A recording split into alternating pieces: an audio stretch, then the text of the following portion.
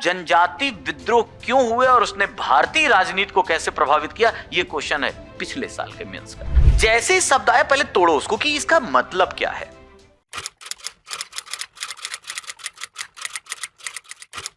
इतिहास को देखने के कई तरीके हैं और उसी में 1970 के दशक में एक नया स्कूल पैदा हुआ हिस्ट्री को देखने का, जिसका नाम है सब अल्टर्न। क्या नाम है? इसको हिंदी में कहते हैं उपाश्रयवाद। क्या कहते हैं? यह मार्क्सवाद के बाद का एक आधुनिक चिंतन है। इतिहास को समझा, देखो मैं हमेशा कहता हूं ना, इतिहास एक प्रोस्पेक्टिव है। क्या है? एक नजरिया है। जैसे आप जिस कलर का चश्मा पहनते हैं वैसा ही आदमी दिखेगा। मैंने लाल पहन लिया, आप सब लाल दिखेंगे। मैंने काला पहन लिया, आप सब काले दिखेंगे। इतिहास भी ऐसा ही है। और इतिहास के कई स्कूल हैं, राष्ट्रवादी स्कूल, साम्राज्यवादी स्कूल, कैम्ब्रिज स्कूल, है ना, मार्क्सवादी स्कूल। उसी में एक स्कूल पैदा हुआ उपाश्रयवाद। अच्छी बात यह थी कि इसकी जन्मस्थली साउथ एशिया थी, दक्षिण एशिया, जहां हम हैं। भारत दक्षिण एशिया में है ना भाई। तो दक्षिण एशिया के रूप में इसका उदय हुआ। और आज एक बड़े महत्वपूर्ण व्यक्ति हैं जो बार बार चर्चाओं में आते होंगे और उनकी किताब सब्सक्राइब आपके लिए बताई जाती है आपके सिलेबस में, इंडिया आफ्टर गांधी, गांधी के बाद का भारत, रामचंद्र गुहा। तो रामचंद्र गुहा, रणजीत गुहा, सावित्री पांडे, ऐसे बहुत सारे लोग थे। उपाश्रयवाद क्या कहता है? इसने एक बड़ी अच्छी चीज की, इसने एक नया इतिहास लिखा और उसे कहता है नीचे से इतिहास लेखन, हिस्ट्री फ्रॉम बिलो। और नीचे से इतिहास लेखन का मतलब केवल इतना है, ये कहते हैं भारतीय इतिहास या अभी तक जितना इतिहास है वो ऊपर से लिखा गया है, मतलब अभिजात्य वर्ग के लिए लिखा गया है। जो नीचे के हाशिए के लोग, हाशिए के लोग समझते हो, जो अर्थव्यवस्था में सबसे पिछड़े हुए हैं, अपनी आवश्यकताओं के लिए रोज संघर्ष कर रहे हैं, है ना, मार्जिनल क्लास।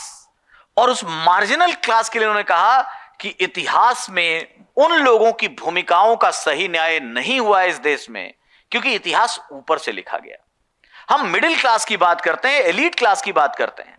तो इसने कहा अब बात होगी मजदूरों की, अब बात होगी श्रमिकों की, किसानों की चर्चा तो अन्य लोगों ने भी, राष्ट्रवादियों ने भी की। इसलिए इसमें मजदूर खासकर, जनजाति खासकर, महिलाओं की बात और किसानों की बात आती। नीचे से इतिहास लेखन मतलब जो हाशिए का वर्ग है, क्या केवल गांधी के कारण आजादी मिल गई? क्या केवल भगत सिंह के कारण या सुभाष के कारण आजादी मिल गई? याद रखिएगा, इस देश में सबसे ज्यादा अनगिनत विद्रोह अगर हुए हैं तो वो जनजाति और किसानों के हुए हैं, है या नहीं? हो सकता है जनजाति से आपको दो क्वेश्चन पूरा, संथाल और मुंडा विद्रोह सबसे ज्यादा फ्रीक्वेंट पूछा जाता है, सबसे प्रभावी विद्रोह है।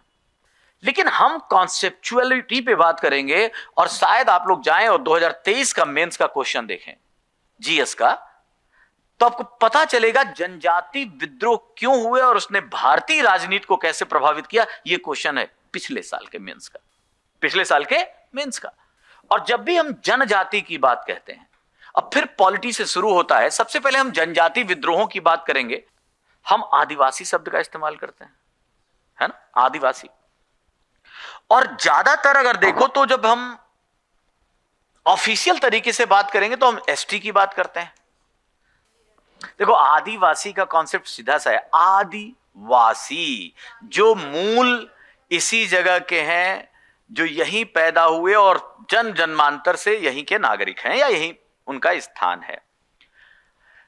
फिर से शेड्यूल्ड ट्राइब उसको कहते हैं जो कानूनी और संवैधानिक तरीका है। ये पॉलिटिकल शब्द है, ये आपका संवैधानिक शब्द है।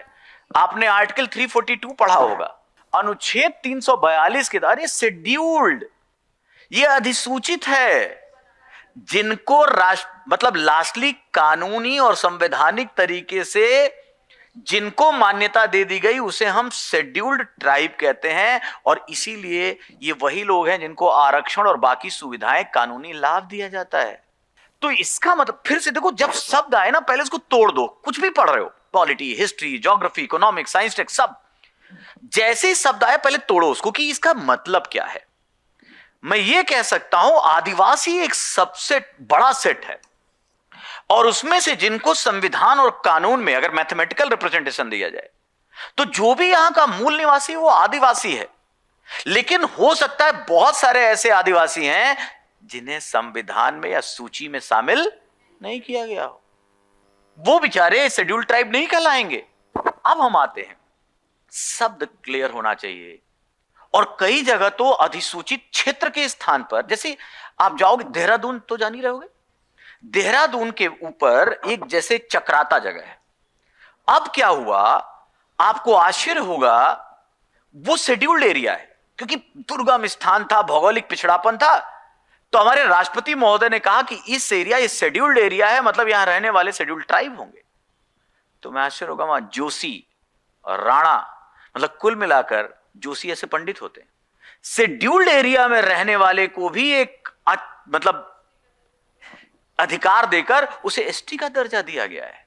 पहाड़ी और दुर्गम क्षेत्र जो विकास से पीछे है, हमारे राष्ट्रपति, हमारे संविधान निर्माताओं ने एक बात की और कहा कि इनको मुख्य धारा में लाया जाए, तो उसको घोषित कर दिया शेड्यूल्ड एरिया, क्या, अधिसूचित क्षेत्र। और वहां जो रहने वाले लोग थे उनको भी हमने उस एरिया में रह रहा है तो शेड्यूल्ड ट्राइब कह दिया। शेड्यूल्ड ट्राइब एक संवैधानिक और कानूनी अवधारणा है और आदिवासी एक मौलिक, भौगोलिक, सांस्कृतिक अवधारणा है। और ऑब्वियसली बेचारे जनजातीय, सबसे मासूम, सबसे इनोसेंट, जिन्हें अपनी संस्कृति, अपने क्षेत्र में रहना है, किसी दूसरे में हस्तक्षेप नहीं, अगर कहीं कोई है तो उसे हम आदिवासी कहते हैं। ठीक है ना।